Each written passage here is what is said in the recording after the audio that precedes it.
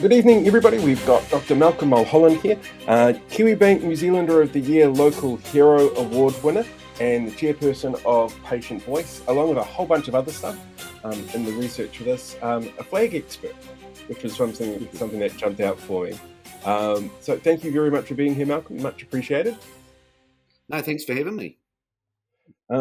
My first question is actually going to be about the flags, and it's sort of a bit of a throwback question. What was your preferred choice for the flag referendum when we had that a decade ago? Yeah, gee, what a loaded question to start with. Sorry. That's okay. Look, I I think eventually we will change the flag, and I think that the flag will have a silver fern of some description on it. It seems really obvious to me if you look back at our history that that's been our de facto symbol, if you like.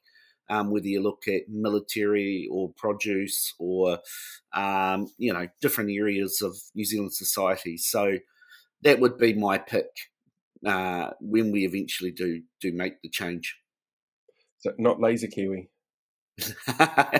No. We were a little bit worried about putting it up, to be honest with you, Paul, because we thought people might vote for it, just as a protest or a joke vote. So, no, not laser kiwi, though. What was your reaction actually when you saw what John Oliver did around laser kiwi? Oh, yeah, I thought it was all in, good taste, good humour, really. Good to get the word out there. And, hey, if we can't laugh at ourselves, then what can we laugh at, right? I'd just like to make one comment about that. What is it with John Oliver's fascination with New Zealand? Probably the bottom of the world, and it's probably how they view us, really. They think we're sort of a throwback of some description, so maybe that's got something to do with it. Him and Stephen Colbert seem to have this undying love for New Zealand. Can you blame them? Best country in the world. Absolutely. But anyway, on to the more serious stuff. We've got you here to talk about the health sector because recently the minister announced this big overhaul again. So what was your initial reaction to that, first of all? I thought it was a good move to replace Lester Levy with a board. I think Lester Levy has left a trail of destruction behind him, and it was really obvious to me and to others that he prioritised the dollar over the health of New Zealand patients. And sadly, I think some of those moves that he made had come home to roost and adversely affected patients. So I actually applauded Simeon for the Minister of Health for getting rid of Lester Levy and replacing him with a board. What do you think of the fact that he's denying that he didn't have faith in him when it's quite obvious that he did not have faith and he had to do the whole media thing? Yes, I did, but yet I shoved him out the door. Yeah, I think they do that to avoid the golden handshake, don't they? They tend to sort of, dance around it in the hope that they can depart quietly. And I guess that's ultimately what's played out. But I think it was pretty obvious to, a few people, he didn't have the confidence in Levy moving forward. Otherwise, he would have kept him there, right? So, yeah. Do you think it was all but a foregone conclusion once the other bigwigs started leaving that Lester was going to be not too far behind? I don't know if it was that obvious at the time. I think quite a few people were surprised, especially around Di Safati's resignation as the Director General of Health. You'd probably say that it was a bit predicted with Margiapa because there had been discussion about whether or not to roll her contract over, and they never seemed to express confidence in her, or in particular, Lester Levy never did. So, yeah, I don't know if they're that closely related, and if we foresaw what was going to happen. So, yeah, hard to say, really. One more question from me before I hand over to Paul. How concerned are you by some of the bigger things like the long waits in hospital, people getting turned away from hospital, and what are your organisation as advocate doing to combat that? Yeah, so look, we're really worried about the wait times and people tuning up to ED and not being seen. So we've started a North Island roadshow to try and have conversations with the community to raise awareness about what we see as the big issues. I think what it boils down to, though, is just a lack of resourcing. One, around space, so that, the physical space of a hospital or an ED department. And then two, wages for doctors and nurses. That's why we can't retain them. That's why they go to Australia. So I'm hearing that constantly from communities that they're tuning up to ED and they're having to wait in some situations a couple of days, which is just not good enough. Go ahead, Paul. Well, I'm kind of curious. We hear from this government, we hear from all governments that their focus is always, getting wait times down, getting patients through really fast. This government has invested 16.9 billion dollars over the next 12 years for the health sector. Do you see that making the impact that they want to claim that it's going to make? It's really hard to do that until we see a clear plan moving forward, and that's the one bit of the puzzle that I think is missing. The other thing that I would say is that it would be really good if we had a really good oversight of what the main expenditure areas are within Vote Health. So I know that we have a budget of around about 30 bill, give or take, and I'd really love to see a breakdown of that figure even further. How much are we spending, excuse me, on our infrastructure, on our nurses, on our doctors, that type of data? Because I think until we can see that and have clarity of sight, then we can understand, where the main money is going and where it's being spent. So to me, there's still some curtains, if you like, that are holding us back from having a view of that, as well as I said to you before, a long term plan. What is it? How are we going to get out of the hole really that we find ourselves in today? And you've done a lot of advocacy work around access to drugs and medication. Last year's budget was not well put together when it came to that particular topic, and there was obviously the stuff that happened afterwards with the we'll take money from next year's budget and pay for these things now. Um, do you think the government's learnt its lesson? And what do you expect to happen this year in the budget around that kind of access to medication? Yeah, look, I think everybody saw it for what it was, and that was a broken promise. And off the backlash of that, right, National did a big U turn, and all of a sudden there was this money there. It showed to me a lack of understanding around the Pharmac model. So they didn't understand that they couldn't direct Pharmac to fund the particular cancer drugs that they wanted funded. I thought that was quite alarming. But I was happy with the outcome, regardless of how it came about. What concerns me now moving forward is that we've had a similar promise made in relation to blood cancer drugs. So the previous promise was only around solid tumours. So that's things like around the blood cancers like myeloma, leukemia, those types of diseases. And I'd really like to see the government announce in this coming budget enough for those drugs to be cleared from Pharmac's waiting list. Does it make a difference for you then from having Dr. Shane Reddy in charge, who's a doctor, versus somebody like Simeon who was a bank teller when it comes to this decision-making process? Yeah, good question. I've met with both ministers, and I've only just met with Simeon.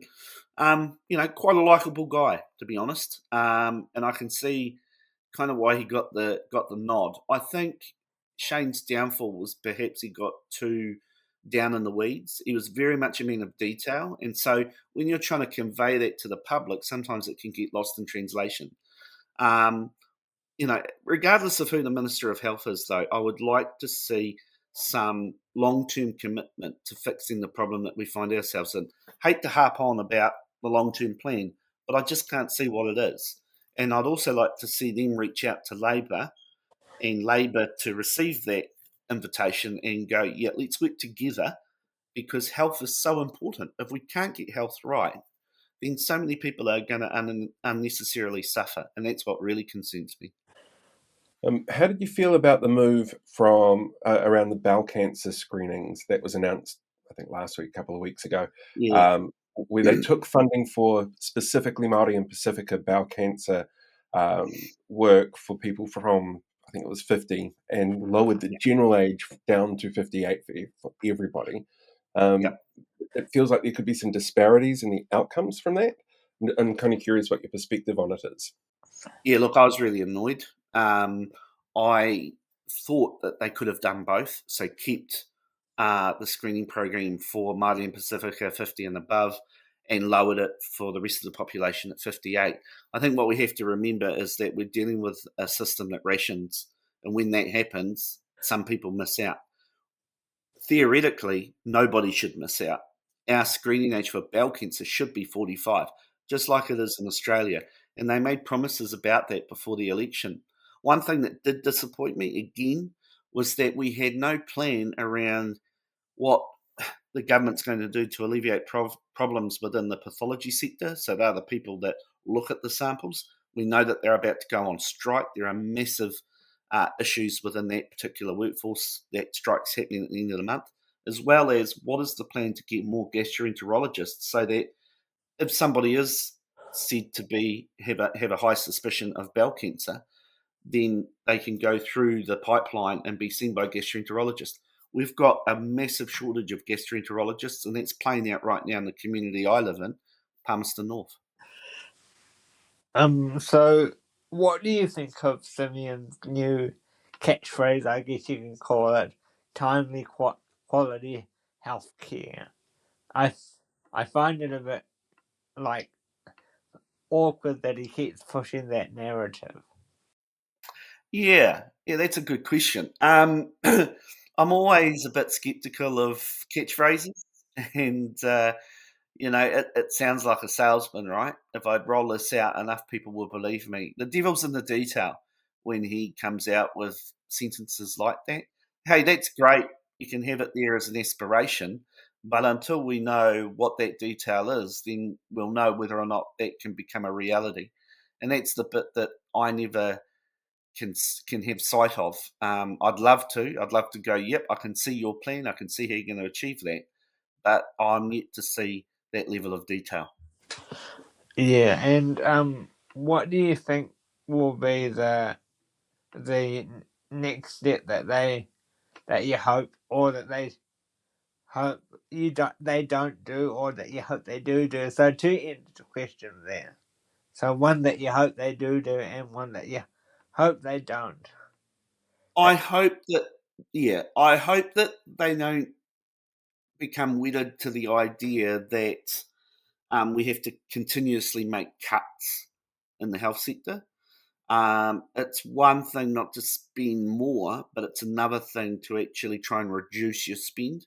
I think that the system is so stretched now, and I think we've seen some of that play out. Like, we know that they got rid of a lot of IT workers, and that responsibility is now being foisted upon other people in the workforce, and that's having a negative impact on their workload. So I would like to see them stop doing that. And I'd also like to see them bring together different stakeholders, the likes of yourselves and myself and clinicians and nurses and the unions, everybody in the room together to workshop, how we're going to get out of this mess that we find ourselves in. Unless we have that open, collaborative discussion amongst stakeholders, I really can't see the situation improving anytime soon. In terms of the opposition parties that we've got at the moment, what do you think they should be learning from what we're seeing from the government? Learning to listen. It sounds so basic, but ultimately this is what it's about. I'm kind of buoyed by the fact that we've seen some of the Labor and Green MPs attend some of our roadshows. We have sent invites to national MPs in particular, and they have always tendered their apologies. But I think you need to hear on the ground what is happening in their own communities, in their own backyards, so that they can get a sense of the gravity of the issue and then start to think, well, how can we fix this at a national level? So I'm kind of buoyed by the fact that I think Labor are listening. One thing, though, I hope that doesn't happen is that if we do have a change of government, so if Labor become the highest polling party and they collaborate with the Greens and the Māori Party, that they don't stop listening once they're in power, because I've seen that happen before as well. So that would be my one big wish to the opposition parties right now. Don't forget us. In terms of the sort of redesign of the system, when this government came in, funding for GPs and primary healthcare sort of froze, didn't go up. Um, Funding for medications, the $5 surcharge, for example, on medications was put back on for prescriptions. Um, do you think those policy changes have had an overall net positive or negative impact? Oh, negative, without a doubt. One of the things I've been constantly hearing on the roadshow in relation to primary care, in relation to GPs, is that that is where we're confronting the problems that we're now experiencing in our hospitals. The reason our hospitals are so log jammed, if you like, is because people can't afford to see the GP anymore, and then they're going to ED departments. And what I'm also hearing is that when an ED department is full or has a particular reputation in the community, people from that community are then going to other EDs time allowing. So, for example, I live in Palmerston North. The nearest ED to us is Wanganui or Whanganui. It's about an hour's drive. There are people who are commuting from Palmerston North over to Whanganui, so it's having a spillover effect. That to me is a disaster. But why?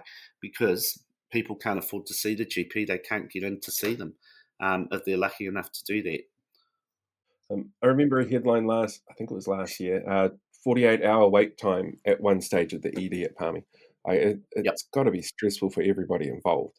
It's Yeah, and and my heart goes out to the workers because we are seeing failures in the health system in terms of care. So we are hearing about stories where patients are having to wait too long, and then as a consequence of that, their health deteriorates, and sadly, in some cases, they've passed away. Now, I don't blame the doctor and ED for that. I don't blame the nurses who are having to deal with this huge influx of patients. It's a system failure, and that's what we have to point out. We know, for example, there was one case in Bulla that happened where a man presented, was misdiagnosed, went back, and subsequently died. Now, I don't blame the doctor who was, there was one doctor on servicing that entire community. That should never have happened, but sadly it did. um, when it comes to that kind of primary healthcare, we know that if you look at the research and the stats out there, there tends to be a little bit more friction between Māori and Pacifica communities and accessing that healthcare, and that was something that the Māori Health Authority was originally set up to look at. Do you think that that was the right way of trying to reach those communities and improve those outcomes, or do you think it was a really big, grandiose approach that might not necessarily have achieved what it was hoping for? Yeah. I think the expectations were too high on the Māori Health Authority. I think we all should have been realistic in our expectations of what it could deliver. One of the areas I would hope that it would focus on, and we would be aware that that would be their focus, would be on service delivery.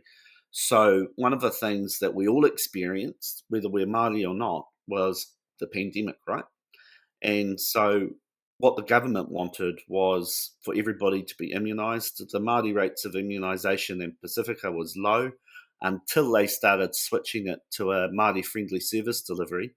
The numbers, they sort of went up overnight, and all of a sudden we all benefited as a result because then they could reduce the restrictions that were in place. I think that's a really good example of where, Māori's solution for a Māori problem can really come into play. So if a Māori Health Authority is to be reinstigated, I would like us to all be realistic around the expectations. And, there do need to be some measures put in place. I don't argue against that. But I think we have to be realistic as well. Now, one of your other areas of expertise as well is sort of symbols of nationhood, Oh, which yeah. I'm kind of curious how your perspective with what you're seeing with the health sector and what you've been through your own sort of history, as it were, with that and with things like the flag, how that fits into how we see ourselves as a nation and how others see us as a nation. Wow, I wasn't expecting that question, I'm Paul, but I'll sorry, give it a big shot. I can go back to a John Oliver question. What's your favourite musical number that he's done? No. It's all right. We can have a deep and meaningful. Yeah, I don't know if I'm going to answer the question, but one thing I would say is that it's really clear that there's an expectation amongst the public that we have a well functioning public health system. And we've heard time and time again about the social contract, right? We pay taxes, and in return for those taxes, we expect a good health system, regardless of where we live or what our ethnicity or our sex or whatever else comes with us. And I think people are feeling like that social contract has been broken, and so that's that's something that I've often reflected upon. I'm 48 years old, but I can remember once upon a time that you went to the doctor. You saw the doctor. You saw the doctor in a timely fashion, and you also got the medicine that you needed in order to recuperate. Same deal with the hospital, right? You present to an ED. You're seen shortly thereafter. If you need to be admitted to a ward, that's what happens. But that's not happening. And so when we think of New Zealand, we tend to think of, Michael Savage and the Social Security Act and all of that proud history that we do have, that we're sort of turning around and going, what happened? What happened to that? We need to be proud of it, but two, actually make it a reality. And I think right now there are people scratching their head going, I don't know what's happened. My last question to you is: what is your opinion on this recently announced 3-month collaboration between the private sector and the general sector to do the 10,000 operations, I believe it is? Yeah, it's an interesting move. It's not a new move. It's something that historically hospitals have done. They have outsourced to the private sector in order to get rid of the backlog. But we have to remember that often the same doctors are in both public and private. And that's quite a strange thing. So you can have an appointment in public and say it's a gastroenterologist or a colorectal surgeon, and then be seen by the same surgeon in a private setting. And so we have to remember that the workforce is actually one and the same, even though we're talking about two different systems. So we are going to experience some stress and potential burnout there. I think in terms of a temporary solution, that was the only solution in front of the government, and I'm glad that they've actually done it. But longer term, we cannot be reliant upon the private sector. We have to have a well functioning public system. The only way we can do that, and from my perspective, is to actually pay the doctors what they would expect to be paid in an international context. So I know that the top oncologist here at Mid Central, he's reached his ceiling, but he would be on the equivalent of a starting oncologist in Australia. So unless we're actually going to be competitive around wages, I think we're forever going to find ourselves in this quandary. Do you find it when you're talking to politicians and people sort of peripheral to working in the sector that they're aware of those disparities in the pay rates? I think they are. I don't think they're always honest about it, though, Paul, to be honest. I think they, often will pull out the line, it's a competitive international market. Other countries are experiencing high demand for doctors and nurses. But what they don't finish the sentence saying is that, oh, and by the way, we don't pay our doctors enough. And that's why they're leaving, and nurses for that fact. So we have to be real, and we have to be open, and we have to be honest. Sometimes politicians aren't always like that, funnily enough. Politicians aren't honest all the time? Sorry. Shock horror. I'm going to ask you one more because I just thought of it. What would be now we're just about 18 months, give or take, away from the next general election. So what would be the one policy from each of the parties, the major parties, that you would like to see them campaign on to get back into government or to retain government within the health sector? Yeah, it sounds like I'm sort of harping on the same point, but I want to see a plan that's properly budgeted, and I'm yet to see a long term plan that will get us out of this mess from either party, for that matter. So I'll be keeping an eye on what their manifestos have to say. But until they actually come up with a long term plan that involves all stakeholders again, then I think we're just going to find ourselves in this position. What saddens me, though, is that if we take the current government, for example, they're very hot on productivity and, having higher outputs, that type of thing. You've got to invest in your people in order for that to happen. If we've got sick people, if we've got people who aren't performing to the best of their health, then we're never going to be this utopia that, in particular, the National Party want. So we have to get our heads around that, and we have to invest properly in people. Well, yeah, yeah. Thank you for joining us today.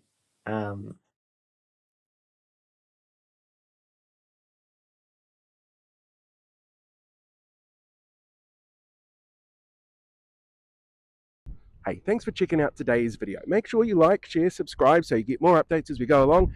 We deal with these guys for the rest of the year.